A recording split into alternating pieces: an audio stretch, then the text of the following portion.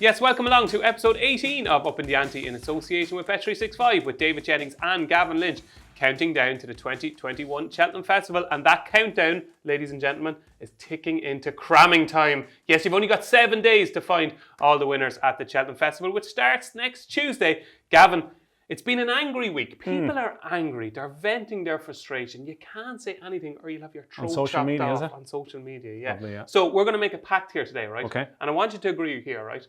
We're going to be positive. Okay, Yeah, you sure. are not allowed to say anything negative whatsoever, including Mr. Fisher now.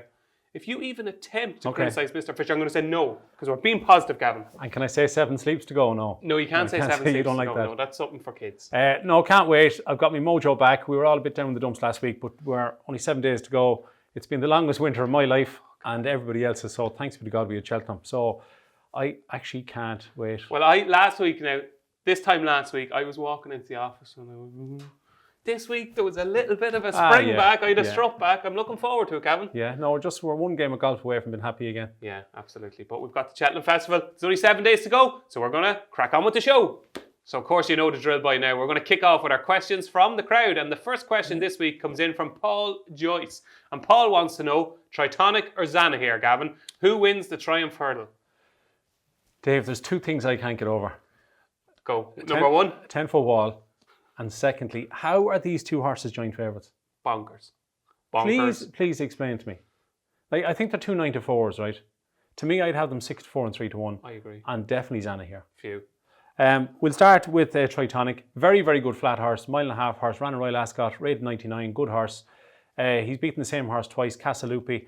Beat it by a length in Ascot, beat it by 10 in Kempton, right? So he's obviously improved, so that's good. I wouldn't be mad about his jumping. No. He was bad 4 out, 3 out, 2 out of Kempton. Now, not bad, but just not great. Yeah, a bit slow. Yeah. The horses that were 3rd and 4th in Kempton, Passadoble, he used to be trained by Jim Bulger, and John Locke, first time over hurdles. Like, I don't know. I'd be a bit dubious. I think he's very, very good. After the last, he was very, very impressive. Great turn of foot. But for me, Zana here ticks all the boxes and definitely should be favourite. I completely agree, Gavin. What a start. The 2 of us agreeing on a horse. Yes, that makes a change.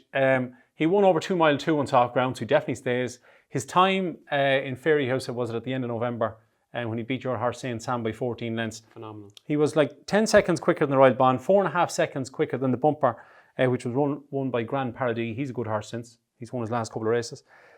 He won a slowly run race then at Christmas in Leopardstown. To me, the better the ground, the better his chance. And he's a brilliant jumper. His jumping is class. And he's working well. Is he? He's working well. Like, I don't know. I can't imagine that. I can't believe they're joint favourites. I cannot believe he's not much shorter. I really can't. And he's one of these, a question from the crowd in previous weeks has come in.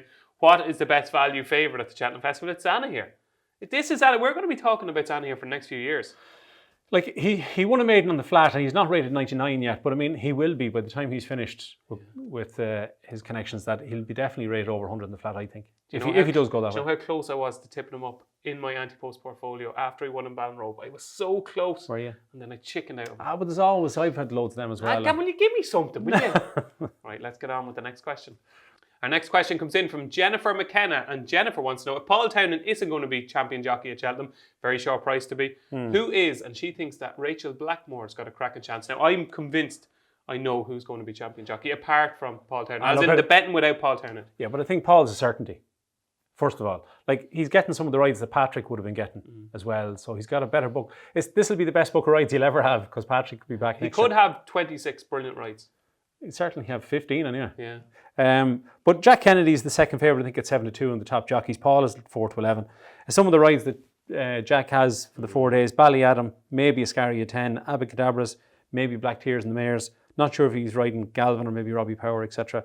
Wednesday, Grand Wa in the Coral Cup, unless they claim. Chosen Mate, perhaps. I'm not sure if he's riding Sir Gerhard in the Bumper. I have no idea for Cheveley. Thursday, Envoy odds on. The Boss is Oscar again. Maybe they'll claim, I don't know. Far Class are conflated in the Paddy Power Plate. Run Wild Fred in the Kim Muir is favourite. Zana here, who will be favourite. Tory Graf or Fakira in the Albert Bartlett, they both have a good chance. Shattered Love in the Mayor's Chase is, I think, 3rd or 4th favourite. And then maybe either wide receiver or Colin Fire. You forgot one. The Martin Pipe. What's the other one? Gold Cup. Manila Indo. Oh, is he? He's riding Manila Indo, yeah. So he's a good book of rides. But maybe he'll be second to Paul. And you? Yeah, Jack Kennedy. You did all the research. You spoke about it better than I ever could. Jack Kennedy, he's going to write 3 or 4 winners, but it just won't be enough. Yeah, hopefully, yeah. Well, Zaniger, he's 1 on the board. Anyway. And actually, I was reading there this morning, I think he rode his first race at 16 for Gordon Elliott. So he's an amazing young man. That's the point, is it? Yeah, no, you were but I reading think... there this morning that he was... Yeah, but he rode at 16. I think he rode his first Cheltenham winner at 17. Labec.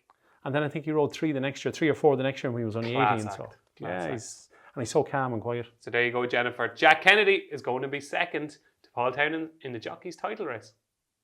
And our final question this week comes in from Kevin Duffy. And Kevin wants to know, when was Gavin's first bet struck on the 2021 Cheltenham Festival and what was it? So your first bet on this year's Cheltenham Festival, when did it occur? Usually the following week, the Wednesday or Thursday after Cheltenham. March. March, yeah. I spend a few quid and then I mightn't do it until September maybe. But I remember the first day I went in, I did a few bets and then I did a few more that week. Was I backed Sanwa 28 each way for the Champion Hurdle. So that was looking good for a good while. I backed Bob Ollinger 33s each way for the Ballymore. Did you? Yeah. 33 to 1? Yeah.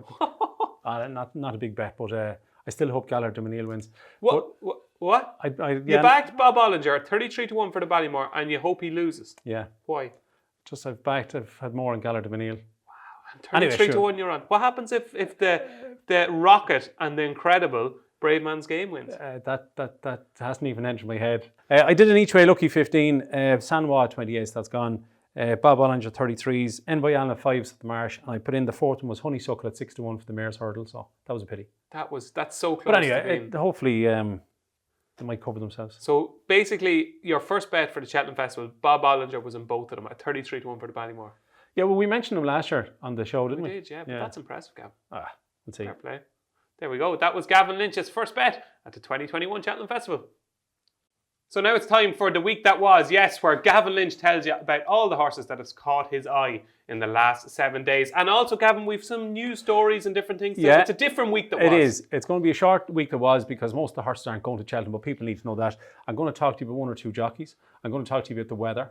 And I'm also going to ask you 2 very interesting questions. Ask me 2 questions? Yes. Oh, no, I hate this. You ready? So we'll start with the week that was, which won't be too long. Tuesday, Bacchusson won the Red Mills Chase quite easy. I'd imagine he's not going to Cheltenham. No. That's the first thing. It's funny, I was speaking to Willie about him and he said about Cheltenham, because Patrick Mullins had said if he went for the Stayers Hurdle, he'd give him a chance.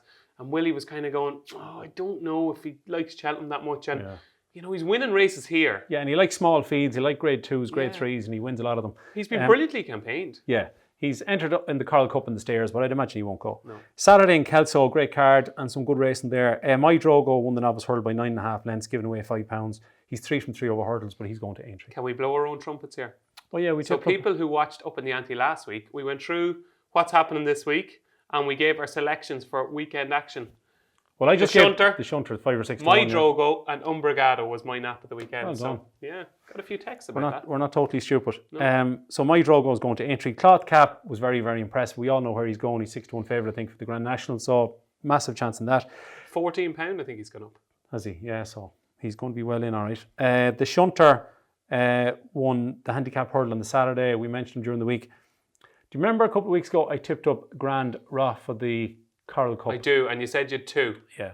What was the other one? The other one is the Shunter. Was it really now? Yeah, genuinely. Is that a Porky now? No, it's not a Porky. Is it not? Is that after time? No. Is it definitely the Shunter? No, he Okay, had a hard race. Look, I believe you. You're an honest man. I believe you. He's got 5 entries at Cheltenham. The Grand Annual, the Paddy Power Plate, the 3 handicap hurdles is the County, the Coral Cup, and the Martin Pipe. Yeah. I think he needs to step up and trip. I'd like to see him in the Coral Cup or maybe the Paddy Power Plate. He's hardy, isn't he? Yeah, no, he's tough. He's a hardy horse. Like that home straight. That was a battle. Like it was. He won the Great Wood off 128. He won the other day at 135. He gets a £5 penalty for hurdles, so he's off 140. And by coincidence, his chase mark is 140. So I think he's got a big chance whatever race he goes in. Yeah, good piece of placing. They're in line for the €100,000 bonus. Yeah. 100,000 sterling maybe. Sterling. What did I say? Pound? Did you say euro? Sorry. Did I? Maybe you did. Jeez, I'm glad you weren't my teacher in school. Santa Rossa was very impressive in Navan on Saturday. I like her. Lovely to see Dermot McLaughlin with a good horse. Really good trainer. Yeah. I'd say Cheltenham's going to come too soon. Robbie Power was good on it, made all more or less, and jumped well. Ran very well in Aintree last year, so I think you could do worse than back Santa Rossa if she runs in Aintree. I actually tipped Santa Rossa for the Mayor's Novice Hurdle in last year's Up in the Ante. Did you? And she never turned up, yeah. Also, Saturday in Newbury, Umbrigado, as you said. You mentioned it. And, God, I hope he shows up at Cheltenham. It was a strange finish, wasn't it?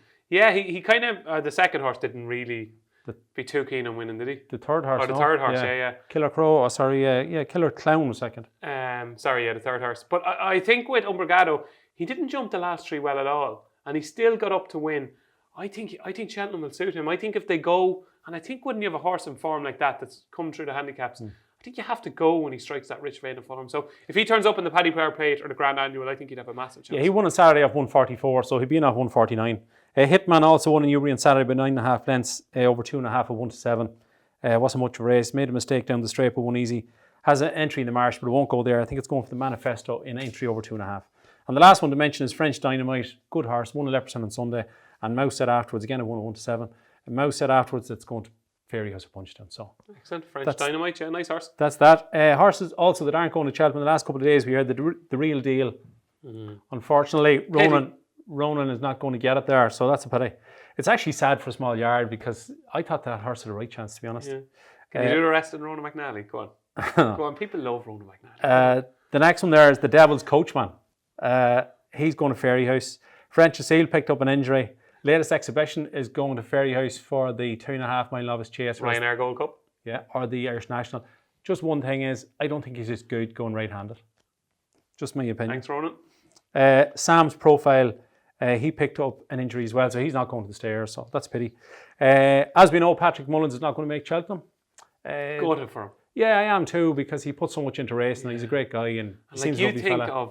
I know, it's a lifestyle choice, so you can't say anything.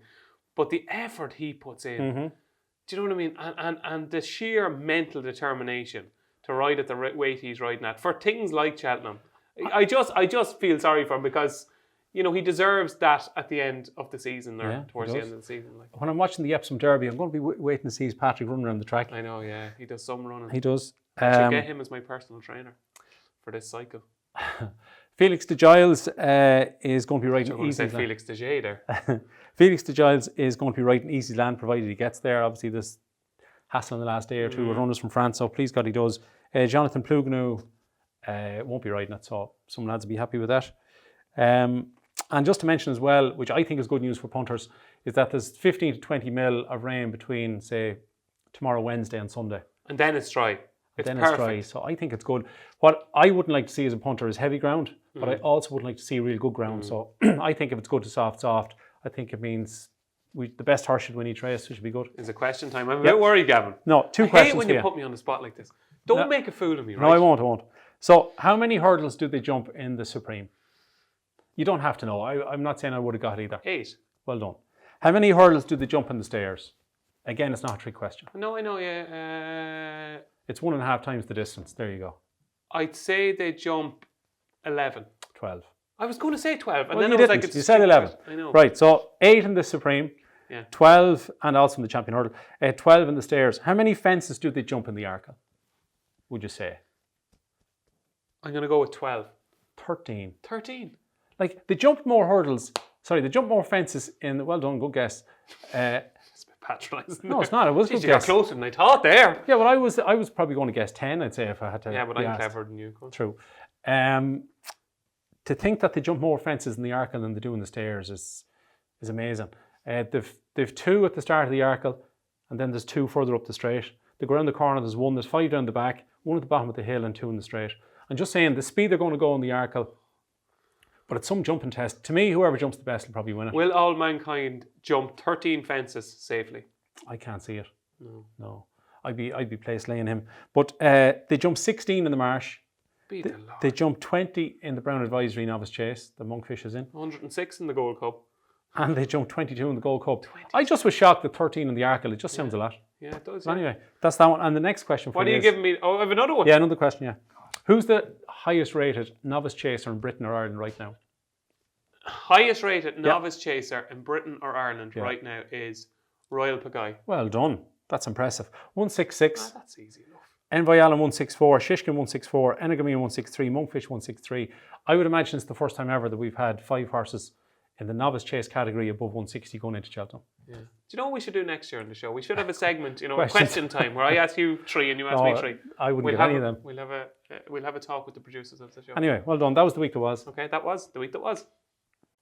Now it's time to find out what's happening this week. Now, there's not a lot happening this week, let's be honest with it, Gavin. No. There's not that much happening this week. But last week on the show, we had a phenomenal what's happening this week, obviously, with My Drogo, with the Shunter, and with Umbrigado, okay? And I think I found one this week. Did you? I think I have, yeah. Good. Okay, it's in the Imperial Cup on Saturday. Right. Now, years ago, I used to hate the Imperial Cup because you were so looking forward to Cheltenham and, you wanted to keep your kitty for Cheltenham, and then Sandown would come on the Saturday and you'd have a few quid on something. You'd be like, why did I just keep it for Cheltenham, right? But I think I found something. Right. Okay. At the 2020 Cheltenham Festival, right? Okay. I did a couple of review shows. I know we didn't do one here. But on all the review shows, I was asked for my eye catcher of the 2020 Cheltenham Festival. And do you know what it was? Go on. It was a horse called Langer Dan. Okay.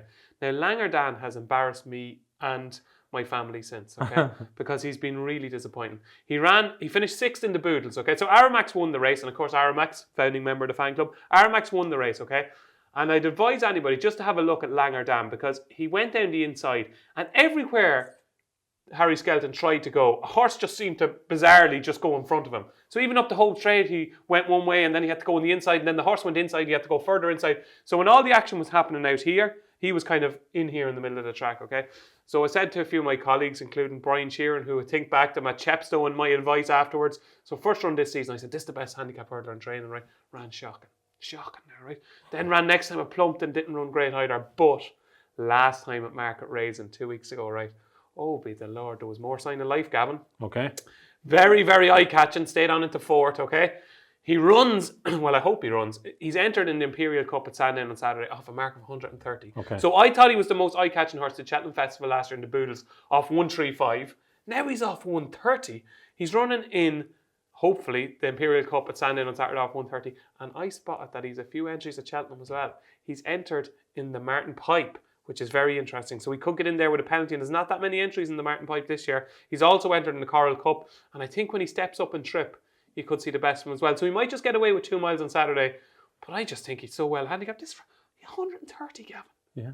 So I'm very excited. You showed me the video of Market Raising earlier, so he's a 5-year-old. Maybe, as you say, stepping up a trip could suit him next week, couldn't it? Maybe my eyes were deceiving me at Cheltenham last year, and maybe they were deceiving me at Market Raising last time, but that was a good race that Ajero won.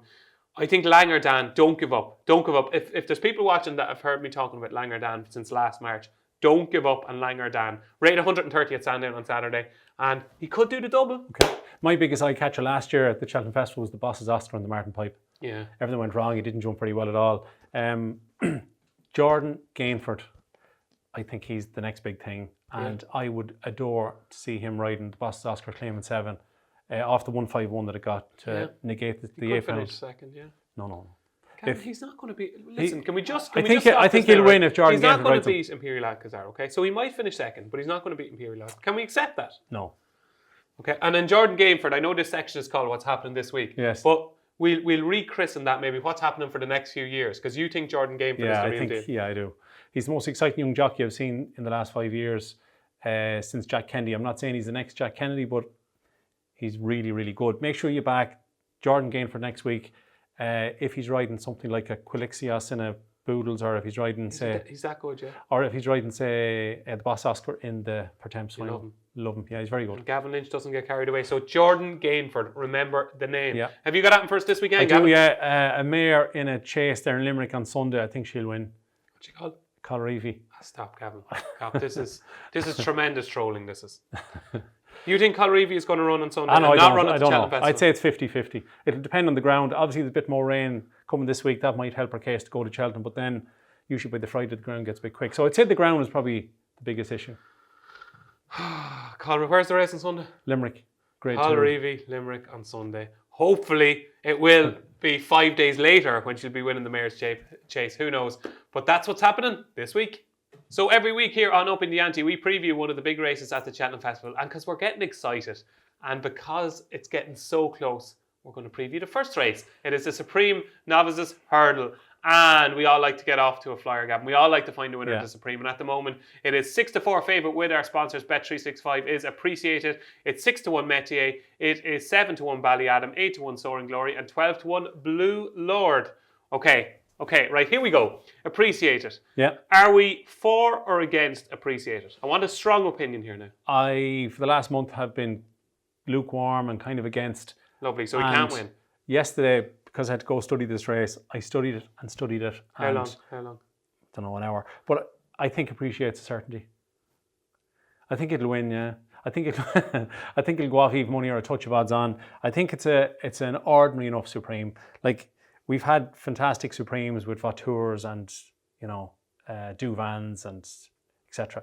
But in 2018, there was a bad Supreme. Somerville Boy beat Kalashnikov, third was Megley Khan, and fourth was Paloma Blue. That's the level I think we're at this year. Like, already we're missing Fernie Hollow, Dusart, and even this week, the Devil's Coachman and the Real Deal, who I thought had bits of chances, they're out. To go through the ones, Blue Lord of yours. Well, hold on us here a second now. Gavin Lynch. I'm going to come back to Appreciate in a minute. No. But Gavin Lynch, right, who does not do hysterical nonsense that we hear at preview nights. You don't do it. You just don't subscribe to those kind of theories. The ambulance is going to finish second. He's going to win by a furlong. You don't do that talk. And Gavin Lynch, here on Upping The Ante, has just said, and I quote, that Appreciated is a certainty. Okay, you can move on now. Your horse, Blue Lord. I have a lot of horses, don't I? You give me a lot of horses today. Would have certainly a chance of being placed. He was very, very keen in Naas. They rode him to hold him up the last day, try and get him to settle. He was too far back and he stayed on well. Good pick though, wasn't it? Yeah. Soaring Glory won the Betfair at 133, is now up to 143. He wants good ground. I don't think he's good enough. Tom Siegel, Mr. Pricewise in the Racing Post, very keen on Soaring Glory for the Supreme. I think Aintree would suit him better, but there you go. Ballyadam. You were a fan? He was very good in the Royal Bond. He was sick at Christmas. He was obviously second to Appreciated then at the Dublin Racing Festival. He'll prefer a bit better ground. He'll travel very strongly. He just keeps making 2 or 3 mistakes every day he runs. And to me, that's a negative. Tell me this, right? Moving from Gordon Elliott to Henry de Bromhead, a big worry, a medium worry, or not worried at all? I think for a horse like Envoy Allen, it's not so much of a worry because he's been to Cheltenham twice. So he's been used to moving around maybe and going on boats and going over to different stables and stuff. I think that for Ballyadam to go down to Henry's and then go to Cheltenham, I don't know, it depends. If the horse is a worrier, obviously Envoy Allen wouldn't worry no matter what you did with him. But No, sure, he's himself, isn't he? Yeah. Metier is rated 149. Like, if you go through his form, he's 3 from 3 over hurdles. He wants off to heavy ground, I think. He was a decent flat horse for Andrew Slatter. He was rated 90 on the flat. He beat Tile Tapper at Ascot, and the last day he beat Shake 'em Up Harry. That was since beating 12 lengths in the Betfair hurdle off 136, finished 8th. Form is just okay. So, Appreciate it. Now, one of the reasons why I was trying to get him beat in the last month is that everybody, we all thought he's a 2.5, maybe a 3 miler. Even Willie has said it. He was favoured for the Ballymore, last August, September time. And so you might think he hasn't got the gears. When he won his 2.5 mile bumper at Leopardstown Christmas last year, You're getting the stopwatch out here, aren't you? Yeah, he beat Abracadabras from the second last of the line, even though he carried £4 more. I went and looked yesterday at him winning at the Dublin Racing Festival 13 months ago. He was mad impressive. He sat third or fourth. He doesn't have to lead. And he showed lovely toe turning in, and he won it by 7.5 lengths. The time of the race was 3:48. Now, the champion hurdle that day, it was 3:49, even though Appreciated carried £8 more than Honeysuckle. So this horse isn't slow. Like, to win a bumper in 3:48 is not soft ground, not the colour of it. 3:48 is like... Well, it's the same colour, it's green. It's yielding or good to yielding ground, okay? The Supreme won't be running any quicker than 3:48, even though it's 87 yards more. But I'm just saying he does have gears. He was good in Cork. He's been good in 2 Grade 1s. The last day maybe not as visually impressive. He jumps very well. But because it's not a vintage renewal, I think he'll win, yeah. Do you know what, Gavin? I think you're dead right. I do. I think everything you've said there makes perfect sense. And we spend so much time trying to get favourites beaten. And that's, that's part of the game. And tipsters, that's what tipsters have to do. But sometimes you just have to come around to the fact that you're trying to find something that isn't there. Yeah. I think if Fernie Hollow was in it, he'd beat him again as he did last year in the bumper. So too. I think he's a lovely horse. As I said, he jumps very well. I think he's going to be hard beat. Like last year, for example, in the Champion Hurdle, this was trying to think of. I was going to say. You're getting carried away here now. No, but with a week or two before Cheltenham, I kept thinking, what's going to beat Epatante? What's going to beat Epatante? You were mad about her, and eventually I came around to agreeing with you that she'd win, and I backed her. Plagiarism, they call that. Yeah, so. Yeah. Do you know what? You're right. You're right. I think we've got to start appreciate it, because I think he just wins the Supreme. Yeah, in a non-vintage renewal, I think he wins, yeah. Appreciate it. He's a certainty. So before we get to our next tip for the Cheltenham Festival next week, we're going to have a quick look back at our selections so far, Gavin. And at the top of my list here now, right? Yeah. You will see 33 to 1, Mr. Fisher. 33 to 1. 33 to 1, yeah, Mr. Fisher. Now 8 to 1 with Bet365. Okay, and you know, my dad asked me the other day, what one are you ashamed of? Is there any of your selections that you're actually ashamed of? Can I go first? Yep. When I look at this list, so I do it the running order every week. When I look at this list, I look in horror. Now, I mean horror when I have to type out the names of the selections that I tipped and I see surname Gold Cup. Like, I'm ashamed of myself. I'm embarrassed for anybody that knows me that I did that. Like, how could I have been so stupid? Why didn't you talk sense into me? You've just joined a new football club. Did they know that you've tipped up? I wouldn't say they'd let me in. No. I wouldn't say they'd let me in. Surname is my most embarrassing tips. And you know what? I'm not even like, the thing about it is, I'm not even a massive fan of the horse. I just thought at the time, if he wins the King George, he's going to be 6 to 1 or something. But anyway, that's the one I'm most embarrassed she'd won about. well at Weatherby, so anyway. Yeah. And what's your best three? My best three would be Mr. Fisher, 33 to 1, Brave Man's Game at 20 to 1, and Imperial Alcazar at 16 to 1. Very good. Yeah, I'm happy with, like, I think 2 of those 3 could win. Okay. What was your most embarrassing moment in Upping The Ante? What was the tip you'd love to have back? It would be Felix de G for the Arc. You didn't tip Felix de G, did you? Yeah. Oh, Lord. I wouldn't mind. It wouldn't be normally the one I kind of go for. But Wouldn't anyway. be a Gavin Lynch horse then? Just that I thought he'd be much better going left-handed and stuff. But anyway. And the thing that annoys me is that I had mentioned Energramine a few times and that he'd been mad impressed when going on a fast time. But what I wasn't sure was he going to end up in the Arkle or whatever. So, yeah. Look, Gavin, we all make mistakes. Now, you make fewer than most people in society, but we all make mistakes. Yeah. And I think Felix de G will go down in the record books as not your finest moment. No, definitely not. And your top 3? I'd probably go for Ellie May. I think she'll win the Mayor's Chase. What price you tip her at? 14s. Lovely. And got a bit lucky that the meeting was put back a couple of days because I was waiting for. But anyway, tipped her up. Kilcrush for the bumper. Excellent. Not a certainty because I think the top 3 in the race are very, very good. Sir Gerhard and 3 Stripe Life, I think they're both very, very good horses. And I think Galler du Menil in the Ballymore at 16s, I think it was. I think he's got a great chance. But again, it's a very, very good race. Brave Man's Game and Bob Ollinger. So yeah, but fingers crossed. We'll try and get them there first. Absolutely. Let's try and get them there. And we're going to add 1 more each to that list. So here we are. It's time for our latest picks for the Cheltenham Festival, which starts next week. Gavin, we haven't got many more chances to add to the list, okay? So this is one of our final chances. We've only got 1 more day to add to our list, okay? Only 1 more day, so we got to get it right. There's only 2 more selections, and we're going to have 1 each this week, okay? So do you want to go first or second? You go ahead. Okay, I'm going to go ahead, okay? And I think it's possibly the only time. No, it happened last year. It happened last year where Gavin Lynch had tipped 2 years ago, Gavin Lynch had tipped Classical Dream for the Ballymore. Yes. And then you ended up tipping him for the Supreme, yeah. and it reaped handsome dividends. It did. So I'm going to do something similar here. I'm going to tip one of my previous and one of my first selections for a different race. Okay. And do you know what it is? Lord Royal. Yes, Lord Royal tipped up at a huge price for what at the time was the RSA, is now the Brown Advisory Novice Chase.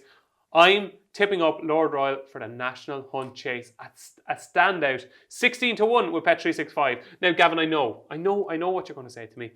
You know, he's had a poor season, and he has, okay? But I'm going to explain to you why I think 16 to 1. It's very much a price thing here, okay? I know Royal Pagaille is going to be extremely hard to beat, and his rating suggests that he will, okay? But just with Lord Royal, when people realise he's going to be the only Willie Mullins horse in the race, that Paul Townend is going to ride, okay?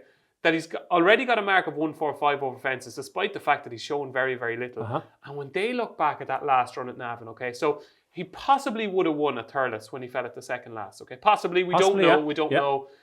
He had jumped spectacularly to that point. He was very disappointing next time at Naas, but that was 2 mile 3 and there was a load of fences taken out, okay? So you can kind of forgive him that. So I was intrigued by him last time at Navan when he was a big drifter in the market.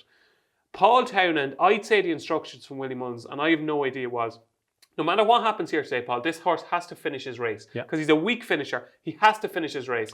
And I thought Paul rode him to hit the line hard. And I thought he was the best horse in the race. If that's the case, the third horse, who was a good few lengths behind him, was the big dog who won the Grand National Trial at Punchestown. So the form has worked out.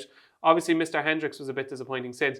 But I just think with Lord Royal, it's like a gradual progression now. And Willie knows that he's only got one chance in this race. This is the only horse he's got for this race. He'll have him cherry ripe. The trip, 3 mile 6, perfect. He's a gorgeous, big, grey galloper. He just keeps going. You know, one of these marathon runners, he just keep going. Wouldn't fancy him over 3 miles. Certainly wouldn't fancy him over 2 mile 4. So he could be tapped for toe. But I just think he's the type of horse that'll race behind the bridle. He's the type of horse you need for a National Hunt Chase. He's going to be Willie Mullins' only runner. He's going to be Paul Townend's ride. He's 16 to 1. I think he'll go off about 13 to 2. Well, especially if Willie wins the Supreme, maybe the Arkle, maybe the Mayor's Hurdle, he'll definitely go off shorter. Yeah. Well, yeah. What do you think of that? Yeah, he'd have an each way chance. You're not a big fan of the horse. He'd want to improve a little bit, but he could. Okay. But yeah. 16 to 1. Lord Royal for the National Hunt Chase is my latest tip for the 2021 Cheltenham Festival. Beat that, Gavin. I'll try. I'm going to go for a horse in a handicap in the Paddy Power Plate. Yeah. I just don't think it's a great race on paper. It doesn't look it. I'm going to go for a novice, which I always like. A 7-year-old Conflated. I'm sick. You're right. Go on. So he won a bump from good ground, which is important because in case the ground did end up decent. He beat Sneaky Getaway, so that was a good performance. He won a maiden hurdle on soft. He was third in a grade 2 over hurdles, and he was fourth twice in 2 grade 1. So a decent hurdler. Over fences, first time out he was third at Darver Star, going right-handed in Punchestown. He jumped violently, if that's the right word, out to his left, really bad. Is fine, yeah. He was then second to Asterion Forlange. Didn't jump quite as bad out to the left, but still did. Ran well though. Yeah, he was second, and that was over 2.5. The first day Darver Star was only 2 miles 1. That was the artist formerly known as Asterion Forlange, when Asterion Forlange was Asterion Forlange. Was a decent horse. Yeah. He then won a beginner's chase in Navan, going left-handed, won by 17 lengths over 2.5 mile. He beat Opposites Attract was second, who's now rated 136. The third horse was the Big Getaway. He was favoured that day. Now, I wouldn't take that literally because he wasn't fit. But he did go on to win in Leopardstown 3 weeks later, so he wasn't totally unfit. And Conflated beat him by 20 lengths. In fourth was Mr. Hendricks that you mentioned. He's now rated 146. He beat Lord Royal and he beat the Big Dog. 6 was Dinny Lacey. He's even gone on to win. And Dinny Lacey was beaten 30 lengths that day. So the form from that day in Navan was very, very good. Afterwards, Gordon Elliott said that he has to go left-handed. He said, you see how much ground he lost jumping to his left at Punchestown. And Jack said he jumped a lot straighter in Navan, which is true. He ran at Christmas. He ran poorly. He was beaten 60 lengths. He jumped quite well, 1 or 2 little mistakes.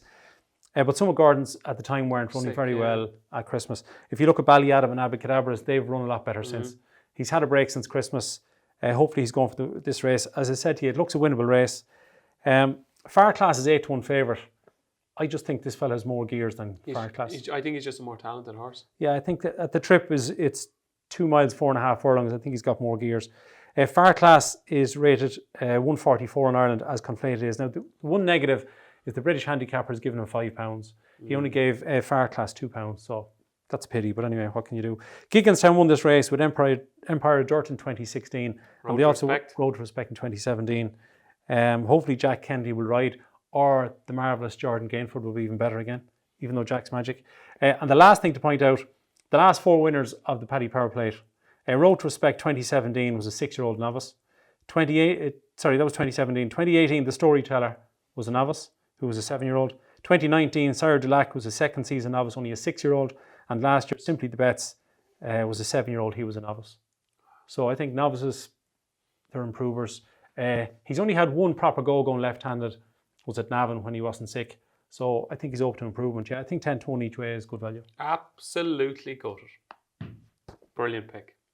My hat's off to you. I was between 4 today, right? I was between Lord Royal, Conflated, Champ in the Gold Cup, and one other one who I think I'll tip as my final selection, so I won't reveal. But I was so good. And by the way, I have back Conflated yesterday for this race, but I've also had a saver on the shunter in this race in case he shows up, because he's rated 140. So I think you have to have a saver on the shunter. Okay, so 10 to 1 Conflated in the Paddy Power Plate is Gavin Lynch's latest selection at the 2021 Cheltenham Festival. So that's it for episode 18 of Upping The Ante in association with Bet365. But before we go, I've got some big news. Gavin, this is big news.